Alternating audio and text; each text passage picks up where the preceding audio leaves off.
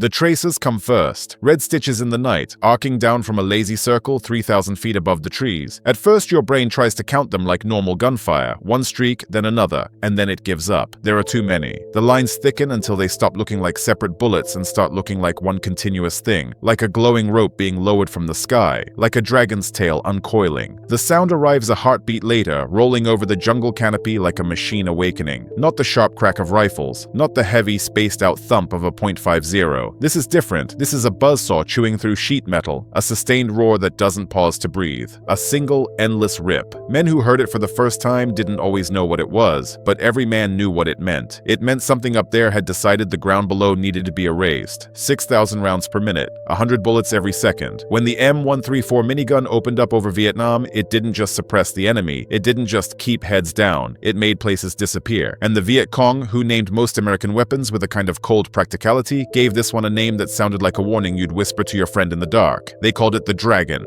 People like to tell the Vietnam War as a story of politics and protests and helicopters on rooftops, but on the ground, to the men crouched in wet foxholes listening for footsteps and whispers, it was often a story of sound. What you heard, what you didn't, and what you prayed would never start again. Helicopters changed everything in Vietnam. The jungle was too thick for armor and too hungry for convoys. Roads weren't arteries, they were kill zones, long ribbons of predictable movement where ambushes bloomed like traps. But helicopters didn't need roads. They could drop troops on knife-edge ridgelines, in tiny clearings, in places no human should have stood. Fast insertion, fast extraction. The Bell UH-1 Iroquois, the Huey, became the symbol of American mobility, a flying doorway that could open anywhere, and that was the problem. Because for all their magic, helicopters were fragile. Thin aluminum skin, exposed fuel tanks, slow approaches. They weren't tanks in the sky, they were loud, bright targets that had to slow down at the worst moment. There was a window the men started talking about like it was a curse. The critical 11 minutes of landing and takeoff, low, slow, vulnerable. The Viet Cong figured that out fast because the Viet Cong were not stupid and the jungle was an excellent teacher. Their tactic became brutally simple. Let the Americans call in the birds. Wait until the Huey is 50 feet off the ground, bleeding speed, committed, then light it up with everything you have. AK-47s, RPDs, heavy machine guns, fire from 3 sides of the landing zone, from tree lines you couldn't see, from brush that looked like harmless darkness until it flashed. A helicopter taking fire on approach had 2 choices, abort or push through. Abort and the mission fails. The men on the ground stay pinned and the jungle closes tighter. Push through and you might lose the aircraft and everyone inside it. Door gunners had M60S, solid guns, reliable, about 550 rounds per minute when they behaved. But an M60 had a hard truth attached to it. You could only kill what you could see. And in Vietnam, the enemy loved being unseen. An M60 could chew at a target, it could poke and punish. But it couldn't silence a tree line. It couldn't make the jungle stop firing just because it existed. The .50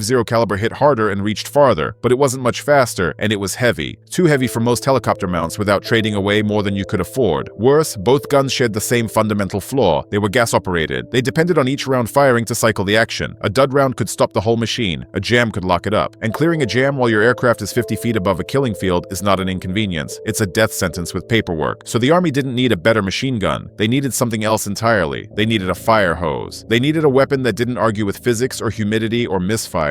A weapon that didn't care if a cartridge was bad. A weapon that could keep firing through the chaos, like a machine that had forgotten what mercy was. And the answer came from a time when men still fought in blue and gray. 1862. Dr. Richard Jordan Gatling patents a hand-cranked gun with multiple rotating barrels. The logic was almost elegant in its cruelty. Instead of one barrel overheating and warping, spread the heat across 6. Keep the fire going without melting the weapon into scrap. In its day, it was a nightmare. But time moved on. By 1911, newer automatic weapons made the Gatling gun look like an antique curiosity. The army declared it obsolete and sent the last ones to museums like old Predators stuffed behind glass. Then jets happened. World War II ends, and suddenly aerial combat becomes a blink, not a dance. Dogfights don't last minutes anymore, they last seconds. Standard machine guns can't cycle fast enough to put enough lead into the air before the target is gone. The Air Force needs volume. Overwhelming, stupid, brutal volume. So General Electric goes to museums. They pull out the old Gatling designs like archaeologists digging up a buried curse, and they bolt electric motors to them. Without the drag and inconsistency of a hand crank, the old idea becomes something else. With steady electric power, the barrels spin like a turbine. 4,000 rounds per minute becomes possible. The result is the M61 Minigun Vulcan, a 20mm six-barreled cannon that becomes standard on American fighters. A storm of metal, but 20mm is too big for helicopters, too much recoil, too heavy, too violent for a fragile airframe trying to hover over a jungle, so they scale it down. 7.62 NATO, 6 barrels, electric motor, and they give it a small, almost harmless name that hides what it really is. The minigun, designation M134. Here's what made it revolutionary, and it isn't just the rate of fire, it's the power source. A gas-operated gun is a chain of promises. Each round must fire so the next one can happen. Break the chain and the weapon stops. The M134 doesn't run on promises. It runs on a motor. The barrels spin whether the round fires or not. A dud comes through, gets yanked out, ejected, forgotten. The gun keeps running like it didn't even notice. Variable rate of fire, 2,000 to 6,000 rounds per minute. At maximum rate, it's 100 bullets per second. A 3-second burst can send 900 rounds into the world. More ammunition than some firefights burned through in total. It wasn't a weapon in the way most men understood weapons. It was a weather event. They mounted it on Hueys, on the new AH-1 Cobra gunships, on little OH-6 Chaos Scouts, anywhere there was a frame strong enough to carry it and a crew willing to feed it. But the platform that made the minigun legendary wasn't a sleek helicopter. It was a slow, unwanted relic from the last war. A Douglas C-47 Skytrain, a transport plane nobody wanted anymore. They cut gun ports into the left side. They mounted 3 miniguns like teeth. They fed them belts of ammunition like the plane had become a living thing that ate brass and spit fire. And they gave it a designation that sounded ordinary, a C-47. The crews gave it names that sounded like jokes, because sometimes humor is how you survive what you're doing. Spooky, Puff the Magic Dragon, December 23rd, 1964. First combat mission. A remote outpost in the Mekong Delta is being overrun. The kind of place that sits on the map like a forgotten dot. The kind of place that becomes a graveyard if help doesn't arrive in time. No artillery can reach it fast enough. No reinforcements can cut through the night jungle without walking into ambush. Then Spooky arrives overhead just after midnight. This is the part people get wrong when they imagine it later. They picture strafing runs, planes diving, firing, pulling up. That's not what the AC-47 did. The pilot banks left about 30 degrees and holds it. The aircraft doesn't attack in a straight line. It orbits, a pylon-turn. The pilot coordinates bank angle and airspeed so the left side of the aircraft stays pointed at one fixed spot on the ground, like a compass needle locked onto a target. And the guns fire continuously as the plane circles. It stops being 3 guns firing. It becomes a cone of bullets that exists in space, sweeping the ground with perfect, relentless geometry. Everything inside that cone dies. The sound is not thump, thump, thump. It is a single sustained roar, like fabric being ripped by an invisible giant, like a chainsaw in the sky. Men describe it differently: buzz, scream, roar, but they all agree on the same thing. Once you've heard it, you never forget it. And at night, you can see it. Every 5th round is a tracer. At 6,000 rounds per minute, that's 20 tracers per second. They don't look like individual shots. They look like a solid red line from sky to ground. A dragon's breath. At Trung Hung, the Viet Cong broke contact immediately. They stopped fighting and ran, not because they were suddenly cowards, but because their nervous systems made the decision for them. You can't win a firefight against a red line that never ends. Spooky stayed overhead for 2 hours. By dawn, the VC were gone. The outpost held. By the end of 1964, those prototype gunships had flown 16 missions. They'd fired nearly 180,000 rounds, and they hadn't lost a single base under their protection. Word spread in Vietnamese and English. Americans called it Puff because of the tracers. The enemy called it the Dragon. Some called it the Monster. And then intelligence reports started turning up something that mattered more than any number. Captured documents, written orders. Do not fire at the Dragon. Do not reveal your position. When you hear the sound, stop shooting and hide. This is what people rarely talk about. The fear wasn't rational, and that's why it worked. North Vietnamese soldiers were disciplined, experienced fighters. They'd faced napalm. They'd endured B-52 strikes. They'd watched the sky burn. But the minigun was different because it made death feel mechanical. Not like a shell you might outrun, not like a bomb you might survive if you were lucky. It made death feel like a machine had selected your grid square. A North Vietnamese veteran said later that the worst part wasn't being shot at. It was waiting. Hearing the aircraft circle overhead, feeling the inevitability of it, and not knowing if you were inside the cone. Not knowing if the sound would start again. Waiting for the roar like a man waits for the doctor to say a word he already suspects. One statistic floated through Air Force channels and became legend. No base defended by Spooky was ever overrun while the aircraft was on station. Records are messy. War always is. But what mattered wasn't whether it was literally true. What mattered was that everyone believed it. The infantry believed it. The enemy believed it. Belief is its own kind of weapon. By 1965, the Air Force rushed more AC-47s into production. The Army retrofitted Hueys. Then came the AC-130 Spectre. First with miniguns and 20mm Vulcans, later with 40mm cannons and even a 105mm howitzer. A flying artillery battery that turned the sky into a firing platform. The 16th Special Operations Squadron started hunting trucks on the Ho Chi Minh Trail. Official records would later credit AC-130S with destroying over 10,000 trucks. But the mission that showed what the Dragon could truly do happened in 1969. Phung Hiep, a small South Vietnamese outpost. The North Vietnamese army decided to take it, regiment-sized force. Human wave attacks through the night, the kind of assault assault meant to overwhelm by sheer determination, to make defenders run out of ammunition, out of courage, out of breath. Captain Nguyen Van Tong, a South Vietnamese Air Force pilot, brought an AC-47 over the base. He stayed on station all night. When his ammunition ran low, he flew back to base, landed, reloaded, and returned. Then he did it again and again. By dawn, his aircraft had fired 63,000 rounds in one night. One aircraft. 63,000 rounds is a number that becomes meaningless until you try to imagine it. If you laid those cartridges end to end, they'd stretch for miles. The logistics alone, feeding that much ammunition, managing the belts, coordinating with ground forces to avoid friendly fire, required a kind of crew coordination that bordered on insane. But it worked. The outpost held, and the story spread through both armies like a ghost story you tell because you need to believe help exists. Psychological warfare teams understood immediately what they had. They began pairing minigun gunships with a new kind of terror. Tapes blasted from loudspeakers, Buddhist funeral music, wandering soul wails, voices telling Viet Cong soldiers that their ancestors wanted them to go home. Spiritual dread layered on top of kinetic annihilation. The tape would play. The jungle would answer with gunfire. Spooked, furious, both. The moment muzzle flashes appeared, Spooky would open up. A sermon from hell followed by a waterfall of bullets. The NVA adapted, because adaptation is what survivors do. They started hugging American positions, moving so close that gunships couldn't fire without hitting friendlies. They dug deeper bunkers with overhead cover that could stop 7.62. They mastered light discipline at night, became shadows among shadows, but they never stopped fearing the dragon.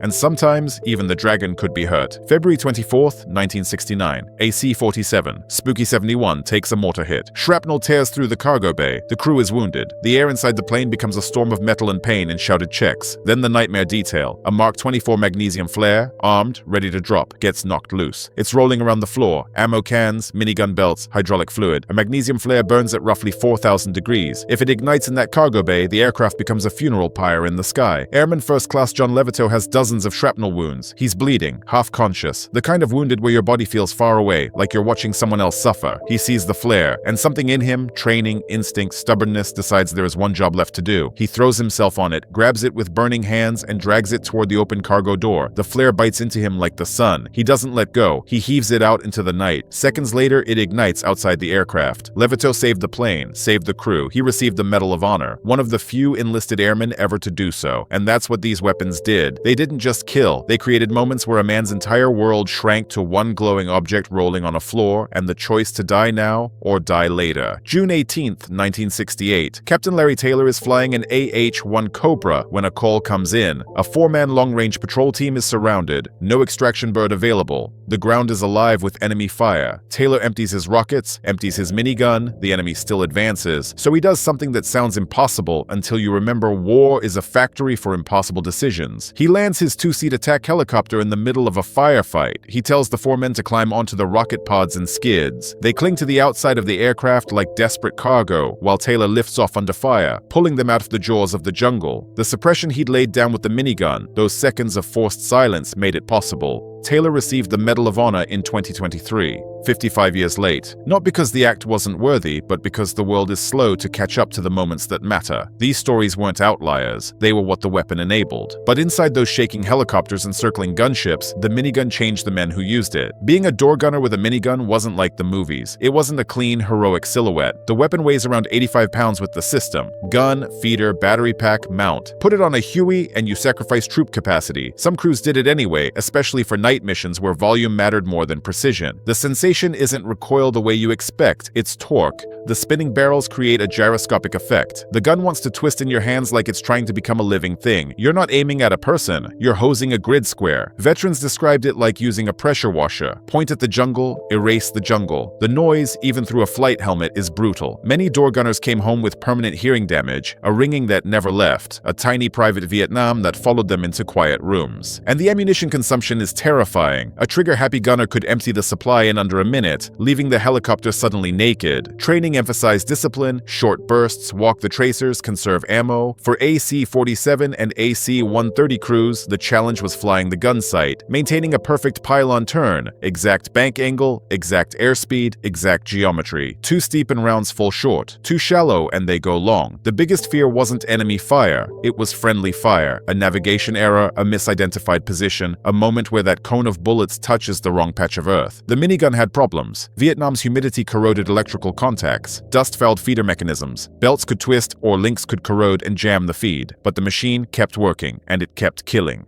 Now let's talk about the myth. 1987. Predator comes out. Jesse Ventura carries an M134 and fires it from the shoulder. Later, Terminator 2 does something similar. The legend is born. The man-portable minigun. It's fantasy. At full rate, the recoil force is brutal. The weapon needs serious power to spin the motor, more than a man can comfortably carry as a battery pack without it becoming a vehicle's worth of weight and bulk. And the ammunition is its own problem. 1,000 rounds of 7.62 weighs enough to turn your spine into a question mark. A 10-second burst can empty what most men couldn't lift in the first place. The movie props were exactly that. Props, powered in hidden ways, firing blanks, often at reduced rates. The minigun works because it's mounted to something that can carry its appetite. Vehicle-mounted, aircraft-mounted, period. People also ask, why didn't the Soviets build one? The NVA relied on Soviet weapons, AKs, RPDs, DSHK, heavy machine guns, but there was no rotary gun equivalent, no spooky. Part of it was doctrine. Soviet thinking favored artillery and simplicity. Weapons a conscript could maintain in a frozen trench. Rotary guns are complex, power-hungry, logistically expensive, but there's a simpler truth. The NVA couldn't support the logistics of a minigun war. No generators everywhere, no massive ammo stockpiles on demand, no fleets of heavy-lift helicopters and aircraft dedicated to feeding a weapon that eats hundreds of rounds in seconds. The minigun was an American answer to an American problem. How do you make a fragile helicopter survivable in a jungle full of people trying to kill it? You give it something so overwhelming that the enemy stops shooting, not because they're all dead, because they're too afraid to lift their heads. The M134 is still in service today. Modern variants use lighter materials, improved feeders, better reliability. You'll find them on Black Hawks, special operations vehicles, patrol boats. The core idea hasn't changed. Some designs just work. But veterans rarely talk about the specs when they talk about the minigun. They don't talk about barrel life or feed systems or the engineering elegance of the motor-driven action. They talk about the sound, that sustained roar echoing over the canopy at 3 in the morning when a base was under attack and everyone was counting minutes until dawn. They talk about what it felt like when Spooky arrived overhead, when the tracer started falling, when the dragon opened its mouth and breathed fire, and they talk about the moment after. Because when the minigun finally stopped firing, there was always a tiny pause, a few seconds where the jungle didn't erupt again. It went quiet, and in Vietnam, silence was never simple. Sometimes it meant the enemy wasn't there anymore. Sometimes it meant they were still there, hiding, breath held, listening, praying the sound wouldn't start again, and knowing that if it did, the red rope would drop from the sky and the dragon would return to erase another patch of earth from the map of the living.